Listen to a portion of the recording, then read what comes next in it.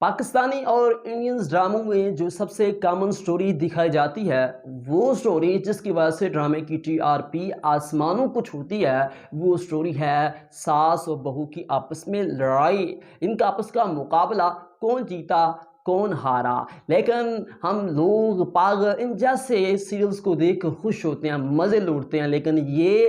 ذمہ دار شہری کا کام نہیں، ایک ذمہ دار شہری کا فرض نہیں۔ ایک ذمہ دار شہری کا فرض یہ بنتا ہے کہ ان کی آپس کی لڑائی کو ختم کیا جائے، نہ کہ انجوائے کیا جائے۔ تو اب سوال یہ پیدا ہوتا ہے کہ ہم ساس اور بہو کی لڑائی کو کس طرح ختم کر سکتے ہیں۔ تو میرے پیارے دوستو، جس طرح آپ کو پتہ ہے ایک ڈاکٹر کسی بیماری کا علاج کرنے سے پہلے اس بیماری کی وجوہات کو تلاش کرتا ہے، پھر وہ اس بیماری کا علاج کرتا ہے، تو ہمیں بھی ان مسائل کو حل کرنے کے لیے وجوہات کو تلاش کرنا ہوگا۔ تو عزیزان محترم، جو میں نے کتب اور درجنوں خاندانوں کو مطالعہ کرنے کے بعد وجوہات آپ کی خدمت پہ پیش کرنے والا ہوں، اگر آپ ان کو اچھی طرح سے سمجھ گئے تو آپ یہ بیماری یعنی ساس و بہو کی لڑائی والی بیماری کا علاج بھی آپ کو مل جائے گا۔ تو عزیزان محترم، سب سے پہلی وجہ جس کی وجہ سے ساس اور بہو کی آپس میں لڑائی ہوتی ہے، وہ وجہ ہے جھوٹی امیدوں کے محل بنانا۔ تو میرے پیارے دوستو، کنواری لڑکی کے ذہن کے کسی نہ کسی کونے میں یہ سوچ ضرور ہوتی ہے، جو کمیاں اسے مائکے میں دیکھنے کو ملی وہ کمیاں اس کے سسرال میں پوری ہو جائیں گی، اور دوسری طرف ساس کے ذہن میں بھی کسی نہ کسی کونے میں یہ محفوظ ہوتا ہے، یہ سوچ ہوتی ہے کہ اس کی جب بہو اس کے گھر آئے گی تو اس کی خدمت کرے گی، اس کے آگے جی جی کرے گی، اس کی حکم عدولی نہیں کرے گی، رات کو جب سوئے گی تو دبا کے سوئے گی۔ لیکن جب دونوں فریقین کے بنائے ہوئے محلات، جھوٹی امیدوں کے گڑھے جب ٹوٹتے ہیں تو لڑائی کا سلسلہ شروع ہو جاتا ہے۔ تو یہاں ساس اور بہو کے لیے سبق یہ ہے کہ ان دونوں کو امیجنری ورڈ سے نکل کر حقیقی دنیا میں آنا ہوگا، کہ انہیں خود سے یہ کہنا ہوگا کہ انسان جو سوچتا ہے اسے ہر مرتبہ وہ نہیں ملتا، وہ انسان کو وہی ملتا ہے جو اس کی قسمت میں ہوتا ہے۔ تو عزیزان محترم، دوسری سٹوری جو ساس و بہو کی آپس میں لڑائی کا سبب بنتی ہے، وہ ہے ساس کا خود کو ساس اور بہو کا خود کو بہو سمجھنا۔ تو عزیزان محترم، میرے نزدیک یہ سب سے بڑی اور اہم وجہ ہے۔ اگر کوئی بندہ اس وجہ پر قابو پا گیا، اس کا حل سوچ گیا، تو وہ اپنے گھر کو جنتوں کے ٹکڑے میں سے ایک ٹکڑا بنا سکتا ہے۔ تو کیسے؟ تو عزیزان محترم، جو گھر ان سوچوں میں مبتلا ہو جاتا ہے، ساس خود کو ساس سمجھتی ہے، بہو خود کو بہو سمجھتی ہے، وہاں لڑائی ہوتی ہی ہے۔ تو جس طرح ایک بیٹی اپنے والدین سے ٹریٹ کرتی ہے یا ماں اپنے اولاد سے ٹریٹ کرتی ہے تو اس گھر میں شانتی قائم رہتی ہے، اسی طرح یہاں ساس کے لیے یہ سبق ہے کہ وہ خود کو ساس نہ سمجھے بلکہ ماں سمجھے۔ جس طرح ماں اپنی بیٹی کی غلطیوں کو نظر انداز بھی کرتی ہے، ان پر پردہ بھی ڈالتی ہے اور بعض دفعہ دیکھتی تک نہیں ہے، اسی طرح جب ایک ساسو ماں کی طرح ٹریٹ کرے گی تو وہ جو لڑائی ہونی ہے وہ ہوگی ہی نہیں۔ اور یہاں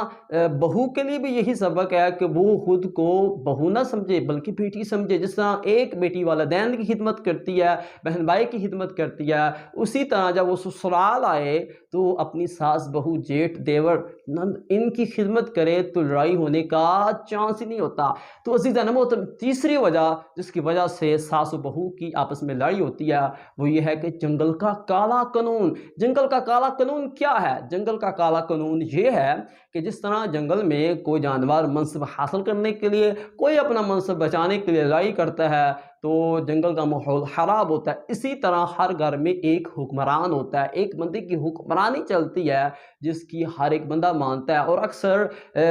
گھر میں ماں کی حکمرانی چلتی ہے۔ لیکن جب ایک گھر میں بہو آتی ہے تو اس کی جب تربیت کی جاتی ہے، تم نے جانا ہے جا کے حکمران بننا ہے، منصب حاصل کرنا ہے، لوگوں کو اپنی انگلیوں پر نچانا ہے، تو وہ اپنی تربیت کے مطابق جب وہ کار عمل کرتی ہے تو ساس اپنے منصب کو بچانے کے لیے پروٹیکٹ کرتی ہے، بچاتی ہے، تو عزیزان محترم ان کے آپس میں مابین میں تعلق خراب ہوتے ہیں، تو پھر لڑائی ہوتی ہے۔ تو یہاں ساس و بہو کو چاہیے کہ جنگل کے کالے قانون کو چھوڑ کر جمہوریت کے قانون کو اپنائیں، کہ یعنی جب بھی کوئی نیا کام کرنا ہے یا کسی کام کو معکوف کرنا ہے تو آپس میں بیٹھک کی جائے، سبھی گھر والے اکٹھے بیٹھ کے مشورہ کریں اور اس کے بعد کسی فیصلے پر پہنچے، تو ہر بندہ اپنی اپنی جگہ پر خوش ہوگا۔ جب ہر بندہ اپنی اپنی جگہ خوش ہوگا تو گھر میں لڑائی ہونے کے چانسز بہت کم ہو جائیں گے۔ چوتھی وجہ جو ساس و بہو کی لڑائی میں ہونے کا سبب بنتی ہے وہ یہ ہے کہ اس طرح سوچنا کہ وہ بدل گیا ہے۔ تو عزیزان محترم یہ سب سے اہم وجہ ہے کہ جس طرح ایک لڑکے والے لڑکی کو دیکھنے جاتے ہیں تو بہت سارے تحفے طوائف کو ایکسچینج کرتے ہیں، تو بڑی ہنسی خوشی سے آپس میں گفتگو کرتے ہیں۔ جب شادی ہو جاتی ہے، بہو ساس کے گھر آتی ہے تو وہ ساس اور سسر جیٹھ دیور ان کے تو ساتھ جب بدل جاتے ہیں، تو جب وہ بہو وہ بھابھی اپنے گھر والوں یا سسرال والوں کے بدلے ہوئے رویے کو دیکھتی ہے تو وہ کہتی ہے یہ بدل گیا ہے، ٹھیک ہے۔ اسی طرح جب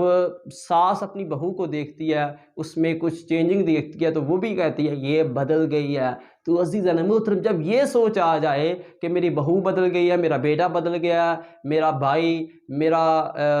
بیٹا، اس طرح کی جب سوچ آ جائے کہ وہ بدل گیا تو پھر ساس و بہو اور بہو و سسرال والوں کی آپس میں لڑائی شروع ہو جاتی ہے۔ تو یہاں ایک گھر والوں یا بہو یا ساس کو یہ چاہیے کہ اس طرح سوچنا بند کیجئے کہ وہ بدل گیا، بلکہ خود کو سوچئے کہ میرے سوچنے کا نظریہ بدل گیا۔ یہ ہمیشہ بات یاد رکھیے کہ کوئی بندہ بدلتا نہیں، سوچ بدلتی ہے تو پھر انسان بدلتا ہے۔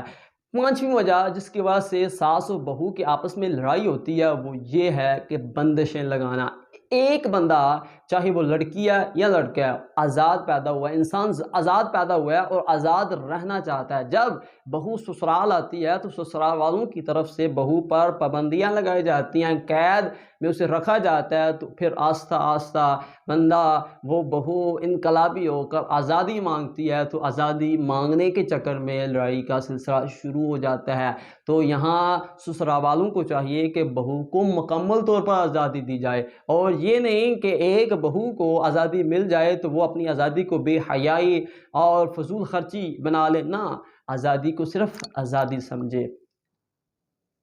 عزیزان محترم یہ پانچ وجوہات تھی، اگر انسان ان کو سمجھ آئے، ان پر قابو پا لے تو ساس و بہو میں کبھی لڑائی نہیں ہوگی۔ اور یہ ہمارا